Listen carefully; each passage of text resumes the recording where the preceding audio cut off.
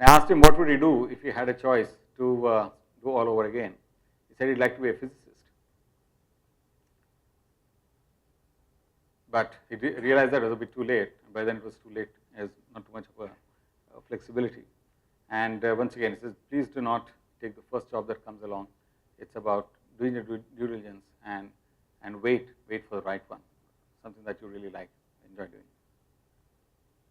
Dr. Shyam Prabhakar, as I said, if you want to spend any further time on either of them, please let me know. So he is, as I said, he's a IIT Madras JAM graduate of 1992. He's stayed true to his academic roots. He's always been a curious and an academic oriented person. He went to the US, got himself a PhD.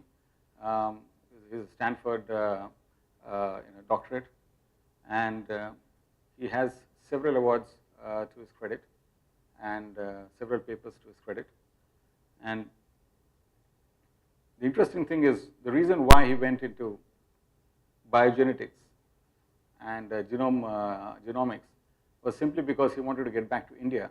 And after having done his PhD in Stanford, he found that there wasn't much that he could do in India with that kind of a degree qualification.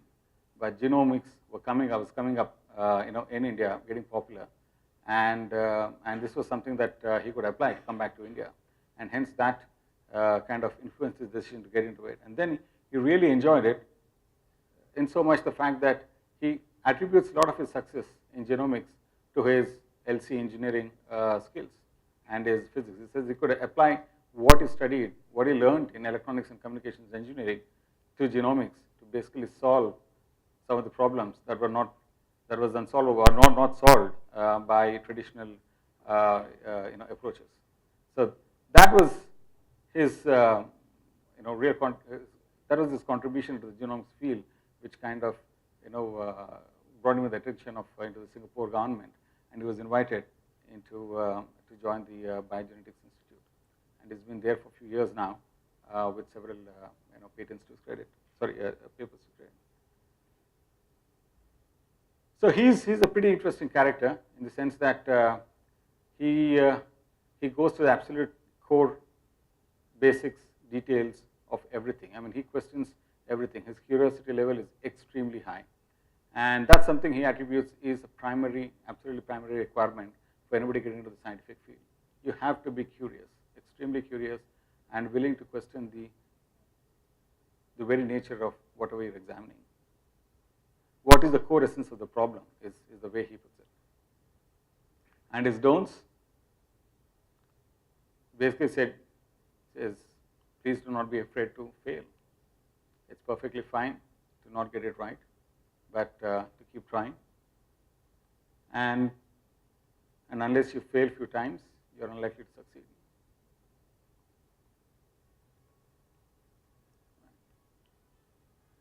And if he had to do something differently, he wished basically that he had flexibility in choosing what he had to do, but the system didn't quite allow for that. But I do know there's a fair bit of debate these days in IITs to kind of allow a far more flexibility in the way you pick your courses and you study.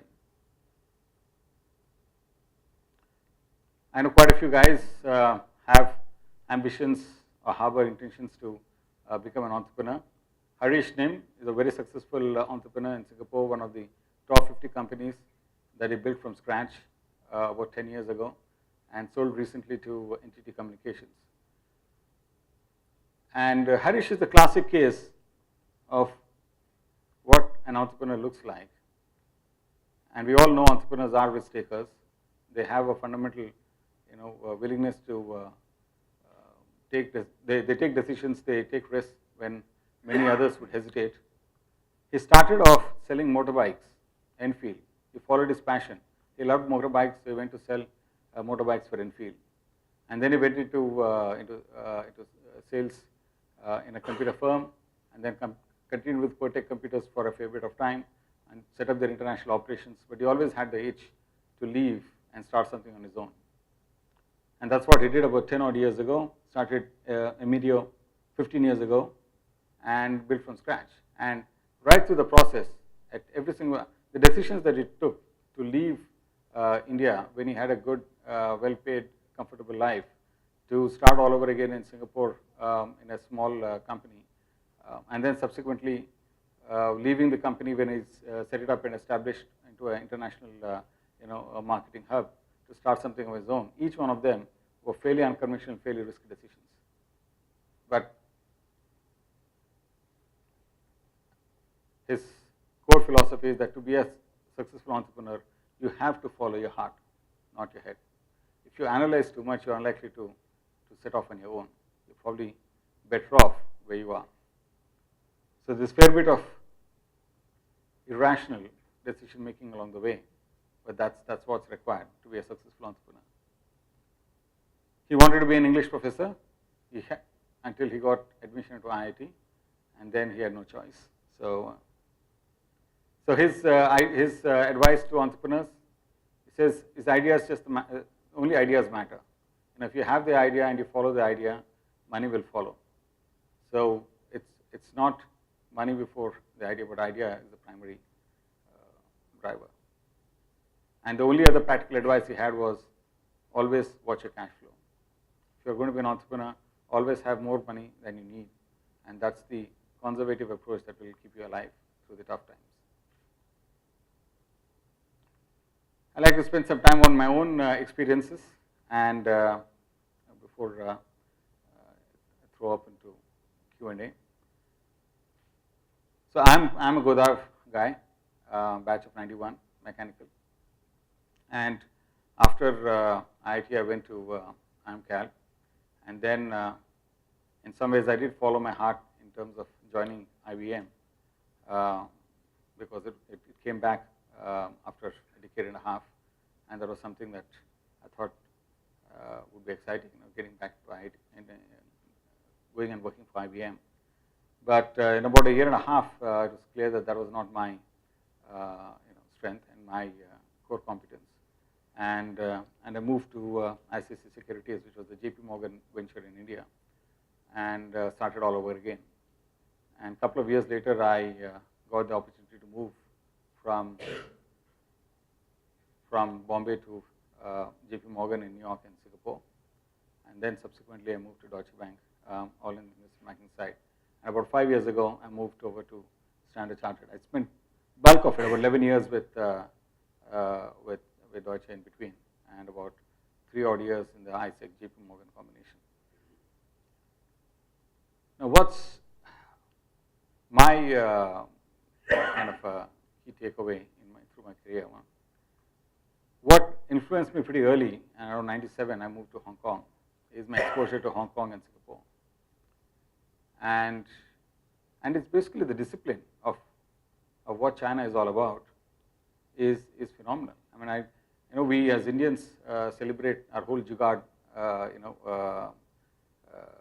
nature of us. That we've managed to figure out our ingenuity and managed to firefight any of the situations. But a lot of it is down to because we don't plan well enough and in advance, and we are always firefighting because we didn't have the foresight to get it right in the first place. And I think that's something that China and Hong Kong definitely. I confess that I am no practitioner of any great degree of the art of the science of planning. It's still a work in progress, but that's something that's been early influence in my career. So what did I take away from IIT itself, and what I realized along the way is about focusing on the first principles. I know all of us it's been drilled into us, on the first principles aspect, and in many ways you realize that pretty late in life as to how important first principles, understanding and knowing and building as the building blocks is. The second thing is definitely leadership matters. I mean, in general, people largely look to people to provide guidance, to lead them, to tell them what needs to be done and how.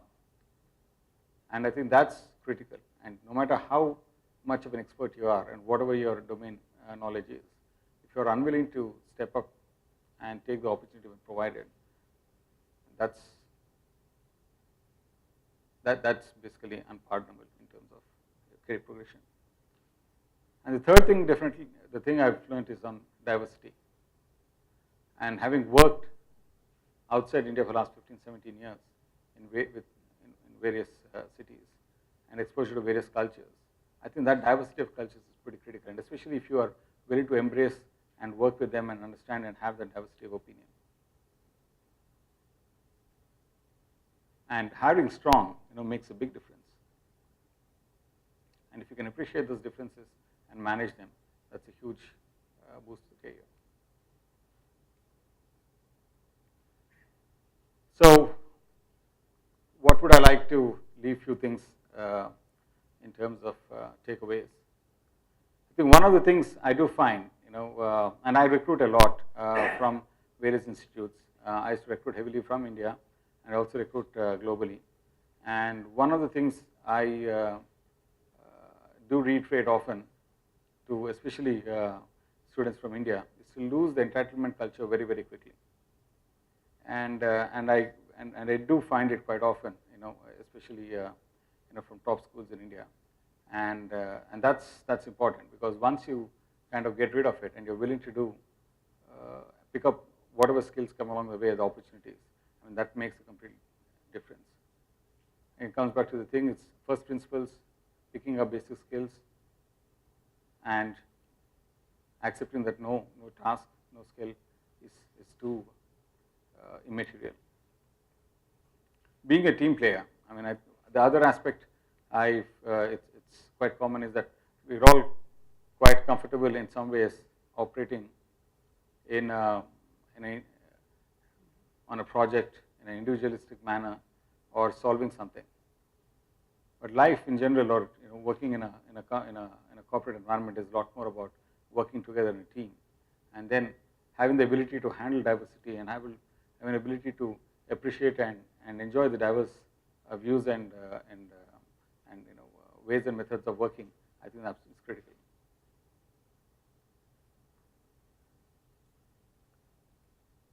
And I'll reiterate a point that was made earlier in terms of don't take the first thing that comes along. Look for what really interests you and you're passionate about, and follow that. And in my own experience, when after 15 months in IBM, when I realized it was not quite what it was, what I thought it would be, and you really know the first time, when you're 17, 18, or 21, or 23, or when you're doing your thing for the first time, and accepting that that was the case, and willing to take a haircut to go back to square one, to begin with students who were 1-2 years junior to me, was the most important and critical decision of my career. I mean, it was quite easy to say that I'm not going to sacrifice my seniority, but doing that and then getting into something that I was passionate about and keen on made all the difference, because you can more than make up all the supposed deemed loss of years if you are in the right place. That's going to stay hard. And finally, a big boost has been through the mentoring aspect. And mentoring is not about just giving opportunities and guiding and training people, but what you really don't realize is it's actually your personal alumni. All the people that you help, you train, and when they go out and they succeed, or if they're in your own team and succeed, they provide you the kind of leverage that's required for you to grow much, to move up much, become much faster. And career progression is really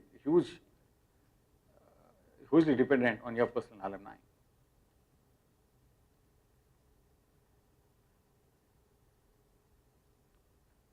I dare not say that in Chinese, and I would probably get it all wrong, but that's largely what it's supposed to convey. You got to have a well-rounded, all-round personality. Be out there, be beyond academics, participate. You got to take initiatives, and when you step out and take initiative and especially show leadership, I mean, that's basically when you have people who follow you. And leaders are all about followers. Leaders without followers are basically, it's an oxymoron. So that's kind of in a nutshell, what I wanted to share with you. But I didn't want to spend too much time on a talk lecture kind of mode. Happy to answer question answers, about my own career, about my colleagues, or anything else for that matter. And I do know that banking in general is of great interest, and from your own career perspective, if this, I'm more than happy to address any questions in that regard too.